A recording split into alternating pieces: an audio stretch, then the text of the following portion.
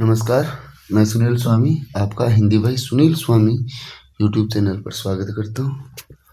आज हम पढ़ेंगे हिंदी साहित्य का दूसरा काल भक्ति काल। और भक्ति काल की हम पृष्ठभूमि पढ़ने जा रहे हैं। तो बात करते हैं भक्ति काल की।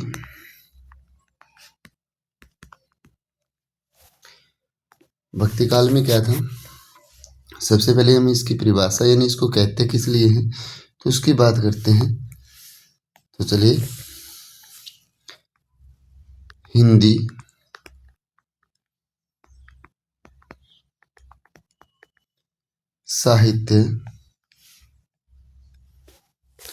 साहित्य के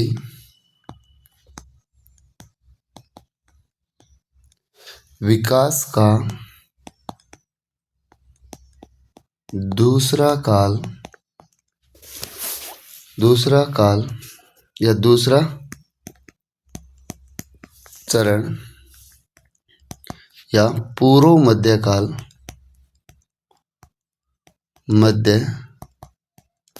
काल को भक्ति की प्रधानता के कारण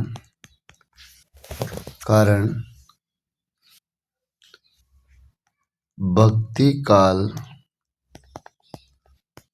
के नाम से जाना जाता है। अब बात करते हैं हम आचार्य रामचंद्र शुक्ल ने इन्हें क्या कहा है। आचार्य रामचंद्र शुक्ल ने कहा है, क्या कहा है, पूर्व मध्य काल का है। ठीक, फिर बात करते हैं हम आगे। भक्ति काल में हिंदी साहित्य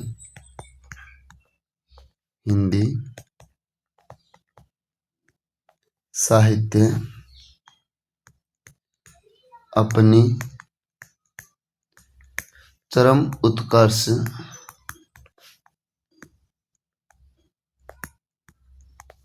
उन्नति को प्राप्त हुआ था। अतः जॉर्ज अब्राहम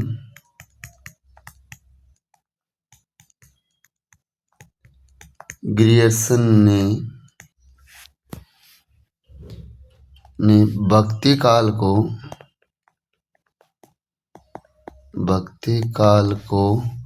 हिंदी साहित्य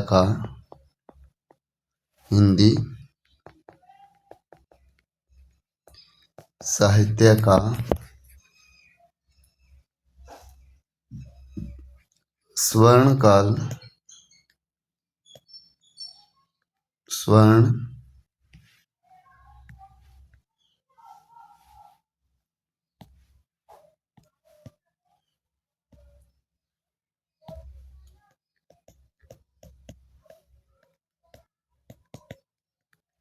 कहा है। ठीक, यानी भक्ति काल में हिंदी साहित्य अपनी चरमोत्कर्ष उन्नति को प्राप्त हुआ था। अतः जॉर्ज अब्राहम ग्रियर्सन ने भक्ति काल को क्या कहा, हिंदी साहित्य का स्वर्ण काल कहा है। आगे देखिए, डॉक्टर पृथ्वीनाथ कमल कुल श्रेष्ठ क्या कहते हैं। डॉक्टर पृथ्वीनाथ कमल कुल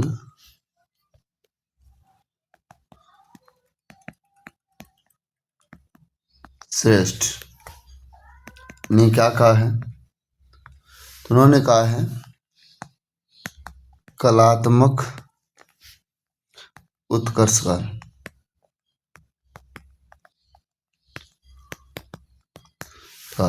ठीक, इसके बाद अगर हम बात करते हैं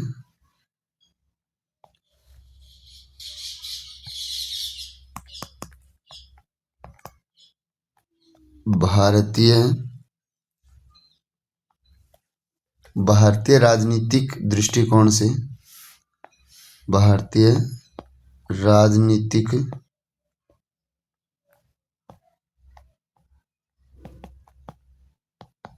दृष्टिकोण से मोहम्मद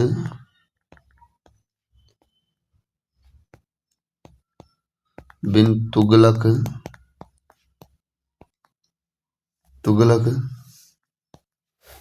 के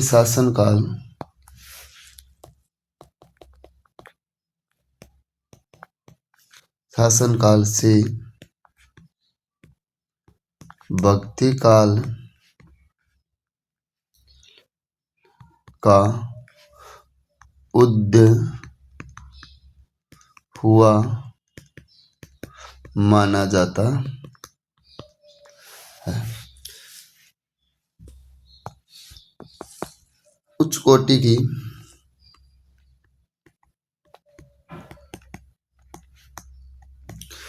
कोटि की काव्य रचना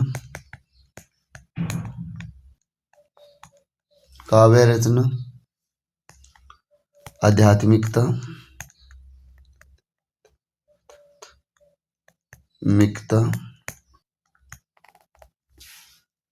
एवं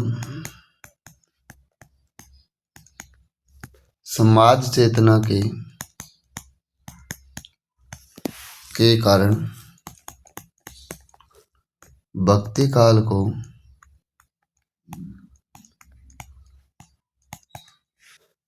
हिंदी साहित्य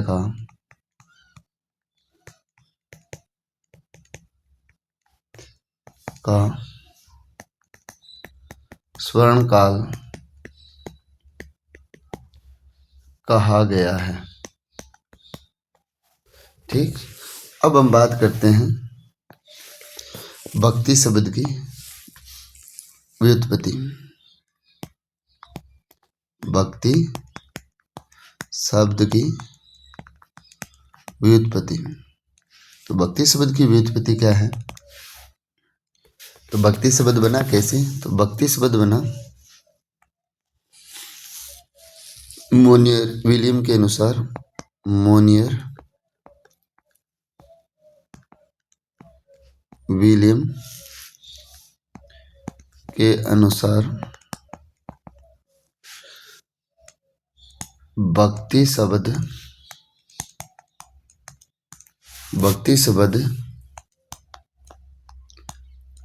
भज धातु में कठिन प्रत्यय के योग से बना है। यानी भज प्लस कठिन प्रत्यय से क्या बना है? भक्ति शब्द बना है। ठीक, जिसका अर्थ क्या होता है? अर्थ की बात करते हैं तो अर्थ होगा अपने आराध्य या उपास्य के ऐश्वर्य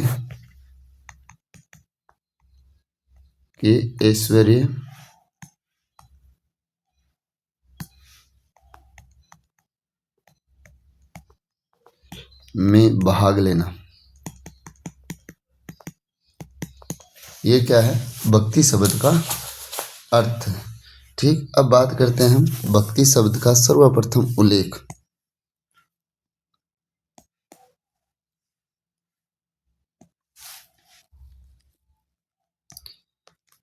भक्ति शब्द का उल्लेख। तो भक्ति शब्द का उल्लेख है वो सबसे पहले कहाँ हुआ था? तो उसकी बात करते हैं। भक्ति शब्द का उल्लेख सबसे पहले श्वेता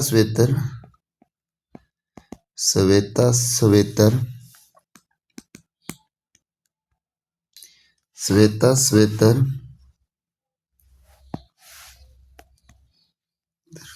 उपनिषद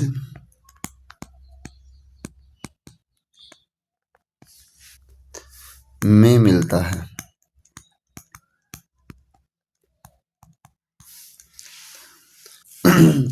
इसके छठे मंडल के 33वें सूक्त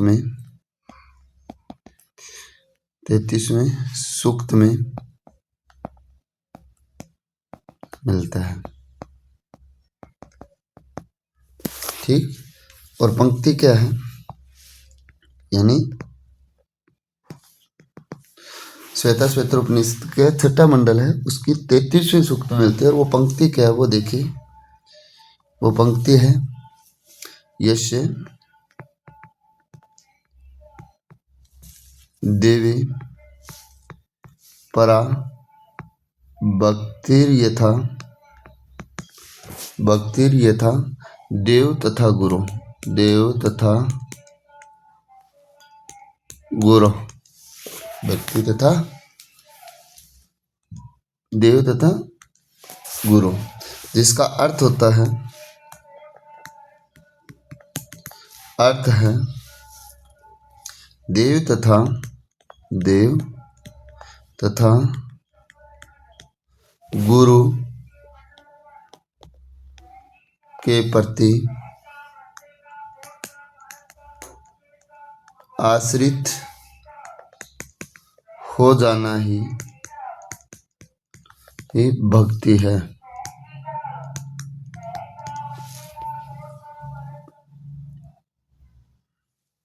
इसके बाद बात करते हैं भक्ति की परिभाषाएं।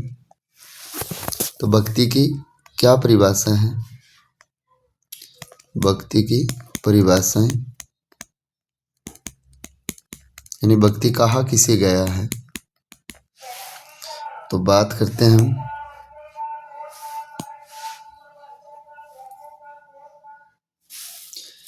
मेयर अर्पित बुद्धिर्मन्यो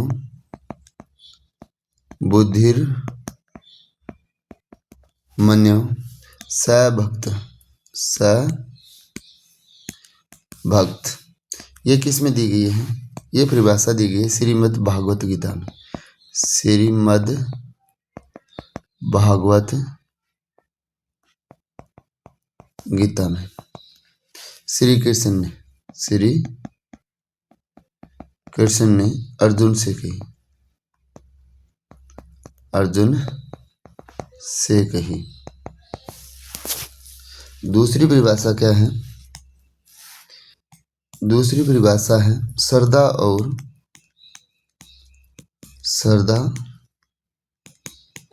और प्रेम के योग का नाम भक्ति है। क्या नाम है? योग का भक्ति है। और ये किसकी दी हुई है परिभाषा? ये दी हुई है रामचंद्र शुक्ल की। और किस में है? ये है चिंतामणि भाग प्रथम में। ठीक, अगली क्या है?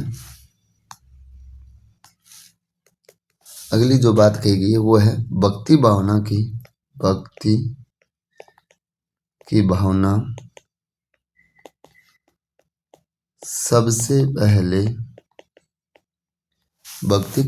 सबसे पहले दक्षिणी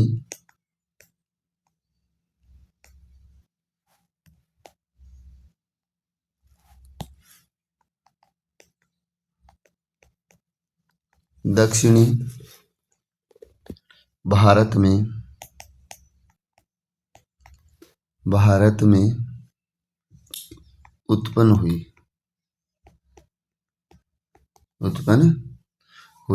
इस बारे में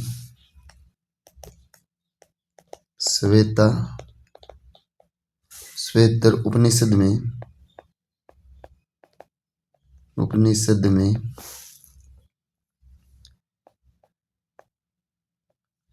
निम्नलिखित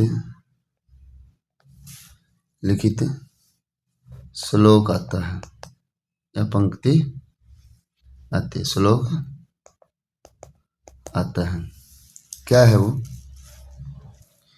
वो श्लोक है, देखिए।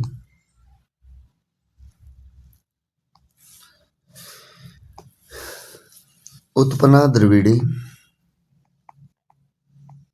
उत्पन्ना द्रविड़े साहम वृद्धि कर्नाटकाम, वृद्धि कर्नाटके गताम क्वचित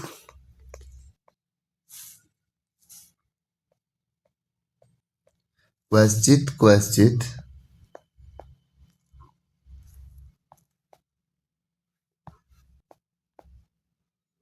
क्वचित क्वचित महाराष्ट्र गुजरात जीर्णाम गताम, जीर्णाम गताम। ठीक। और इस संदर्भ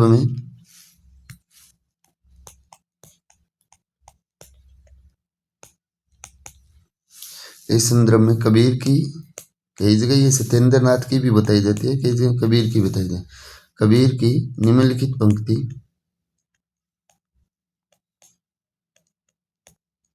लिखित है, पंक्तियां भी प्रमाण स्वरूप दी जाती है, पंक्तियां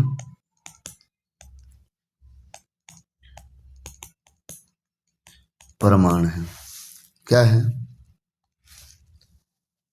भक्ति द्रविड़ी उपजी, भक्ति द्राविड़ी उपजी लाए रामानंद, लाए रामानंद कबीर ने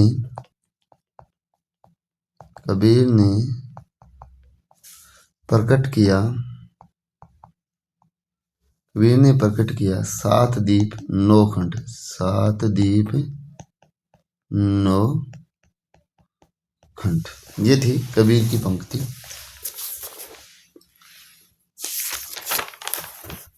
बात करेंगे हम भक्ति आंदोलन के प्रमुख उद्देश्य के कारण, भक्ति आंदोलन के उद्देश्य के कारण इनमें विद्वानों की बात करेंगे हम। सबसे पहले हम बात करते हैं आचार्य रामचंद्र शुक्ल की। आचार्य रामचंद्र शुक्ल ने क्या माना है? रामचंद्र शुक्ल ने, तो आचार्य रामचंद्र शुक्ल ने माना है, अगर शॉर्ट में बात करें तो मुस्लिम आक्रांताओं को माना है, मुस्लिम आक्रांताओं को। ठीक। पूर्णतः बात करते हैं कि इन्होंने कहा क्या था। तो देखिए, इन्होंने कहा राजाओं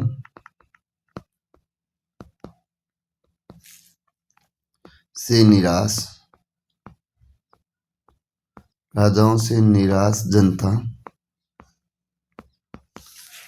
जनता अपने धर्म से पतित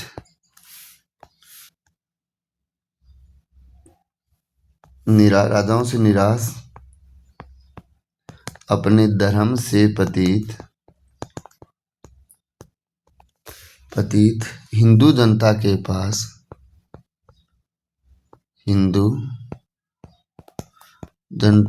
पास भक्ति के अलावा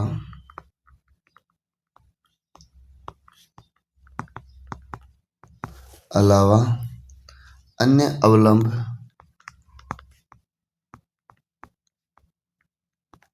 अवलंब बचा ही क्या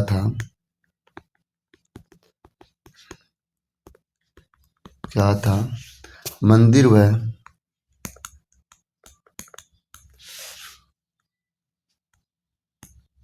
मूर्तियों को मुस्लिम आक्रांताओं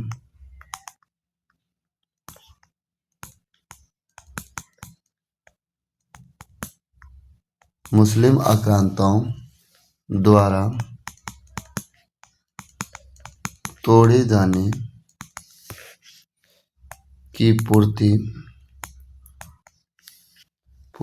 हिंदू भक्तों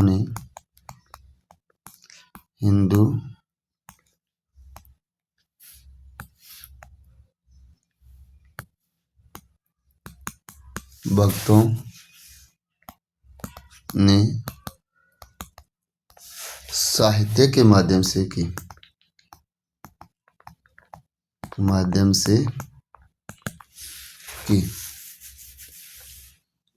ठीक। आचार्य हजारी प्रसाद द्विवेदी इनका जवाब देते हैं। आचार्य हजारी प्रसाद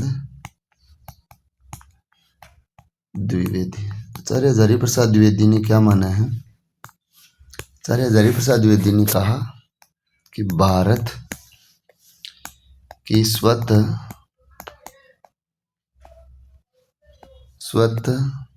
स्फूर्त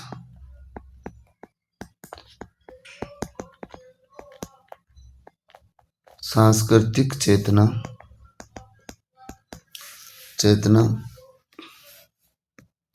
के विकास का परिणाम है। भक्ति क्या है? भारत की स्वतः स्फूर्त सांस्कृतिक चेतना के विकास का परिणाम है। उन्होंने कहा क्या था वो देखिए। उन्होंने कहा था मैं इस्लाम के महत्व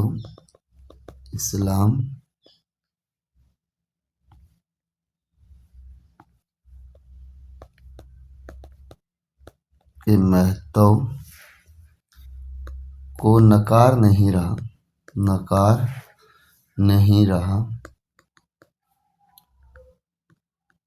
रहा किंतु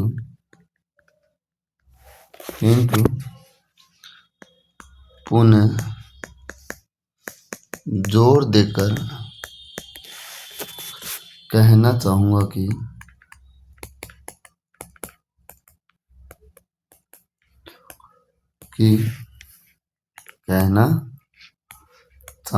कि यदि इस्लाम नहीं भी आया होता, यदि इस्लाम नहीं भी आया होता तो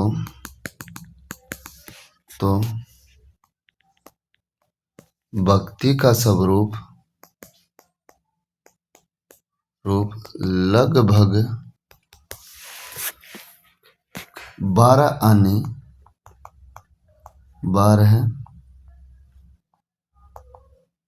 आने वैसा ही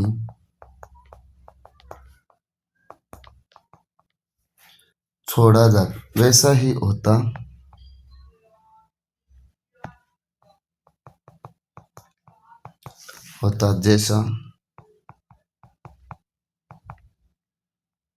जैसा आज हमारे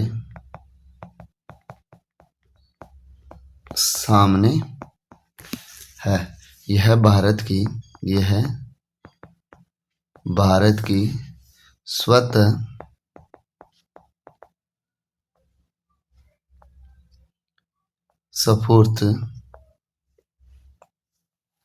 स्फूर्त सांस्कृतिक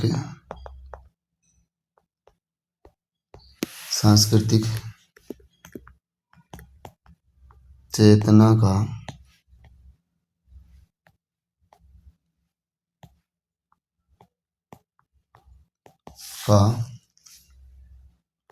विकास का परिणाम है।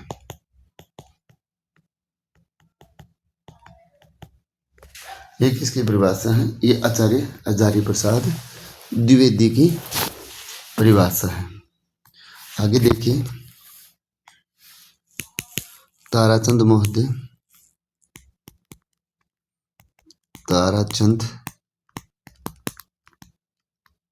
महोदय हुमायूं कबीर ने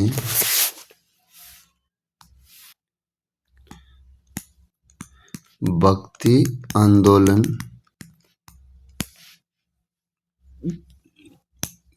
को हुमायूं कबीर है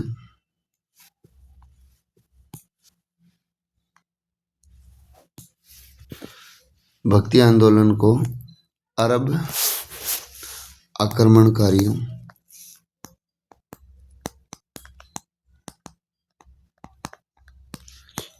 की देन माना है।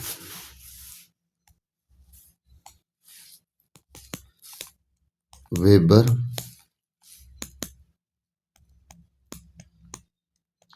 विल्सन और ग्रियर्सन ने क्या माना है?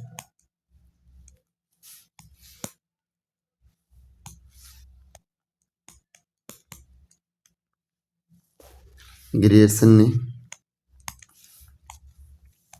ईसाइयत की देन माना है।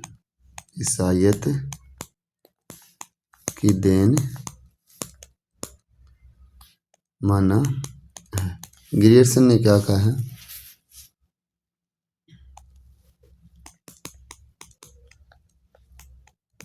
ग्रियर्सन ने कहा है भक्ति आंदोलन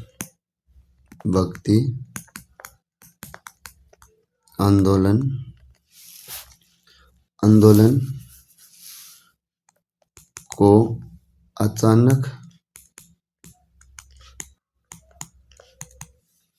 अचानक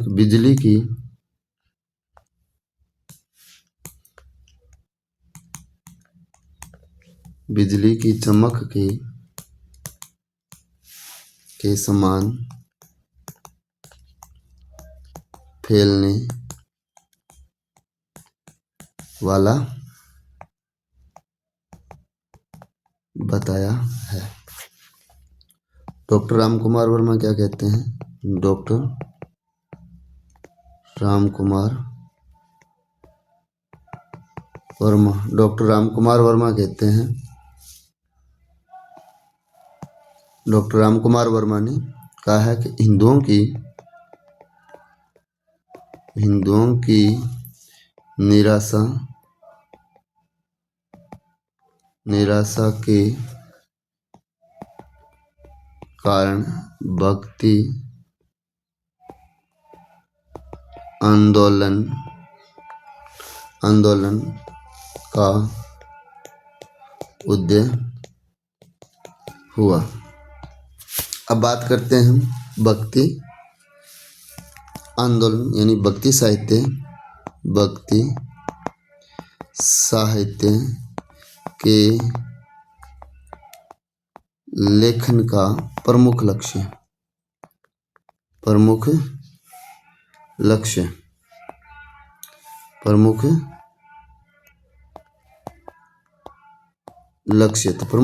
क्या था? प्रमुख लक्ष्य था शाश्वत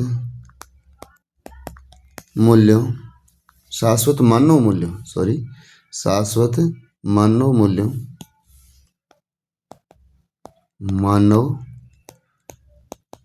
मूल्यों की स्थापना करना।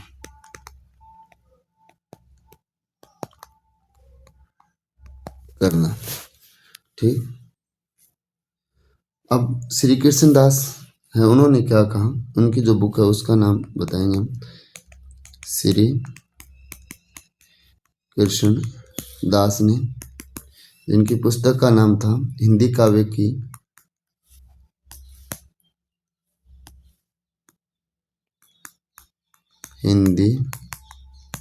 काव्य प्रवाह की भूमिका में कहा, क्या कहा? तो उन्होंने कहा हमारे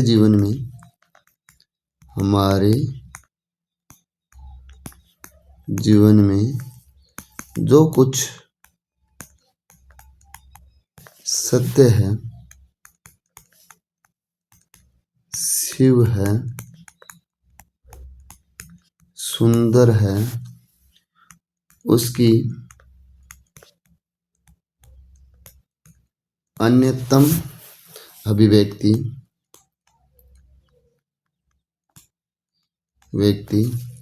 भक्ति साहित्य में हुई है। भक्ति साहित्य में हुई है। वह केवल वार्धक्य का साहित्य नहीं है।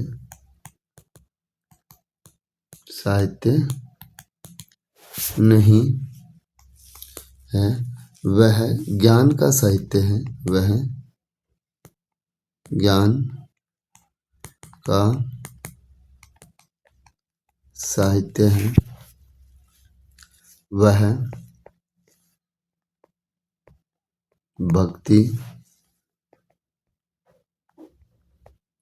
श्रद्धा, स्नेह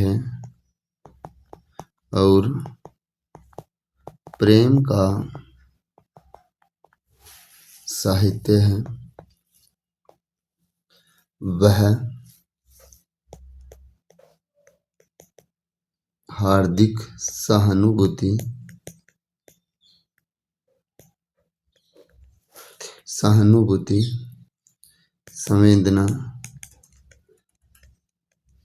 संवेदना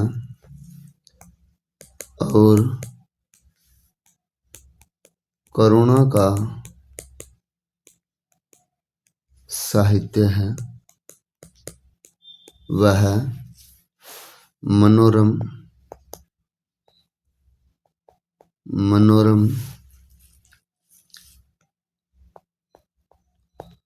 कल्पनाओं की साकारता का साहित्य है।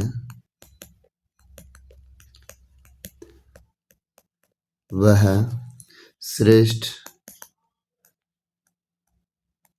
श्रेयस्कर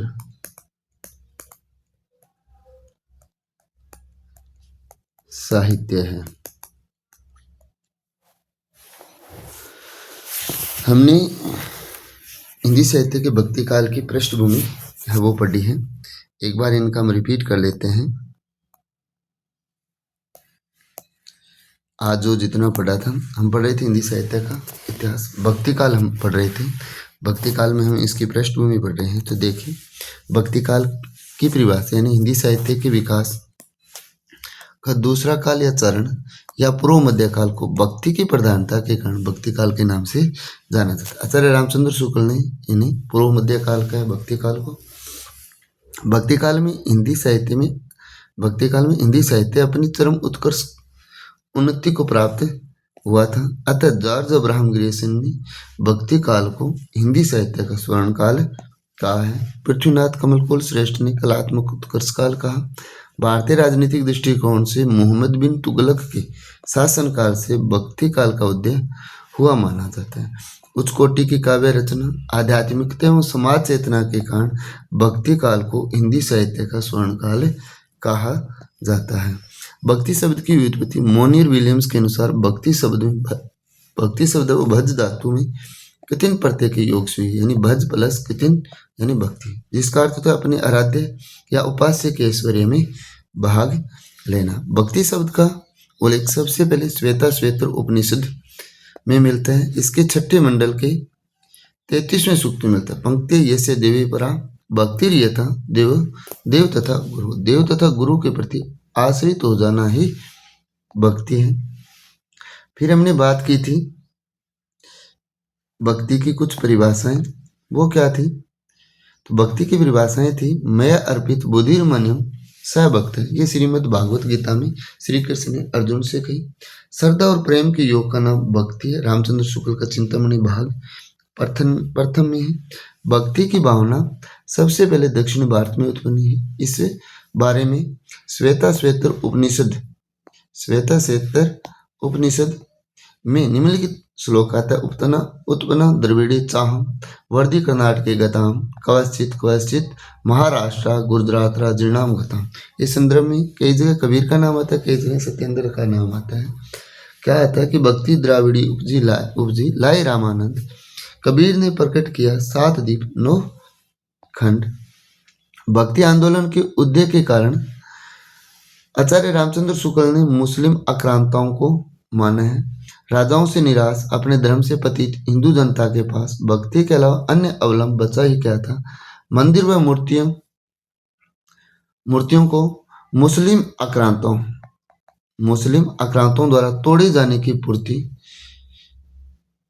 पूर्ति हिंदू भक्तों ने साहित्य के माध्यम से की। आचार्य हजारी प्रसाद द्विवेदी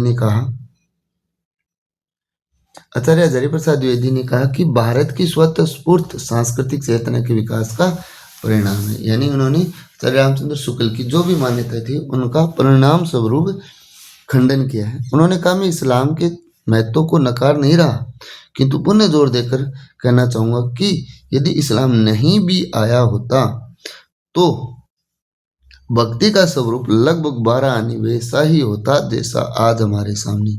यह भारत की स्वतःस्फूर्त सांस्कृतिक चेतना का विकास का परिणाम है। ताराचंद महोदय और हुमायूं कबीर ने कहा है, भक्ति आंदोलन को अरब आक्रमणकारियों की देन माना है। वेबर, विल्सन और ग्रियर्सन ने ईसाईयत की देन माना है। ग्रियर्सन भक्ति आंदोलन को अचानक बिजली की चमक के समान फैलने वाला। डॉक्टर रामकुमार वर्मा ने हिंदुओं की निराशा के कारण भक्ति आंदोलन का उदय हुआ। यह था अपना भक्ति काल का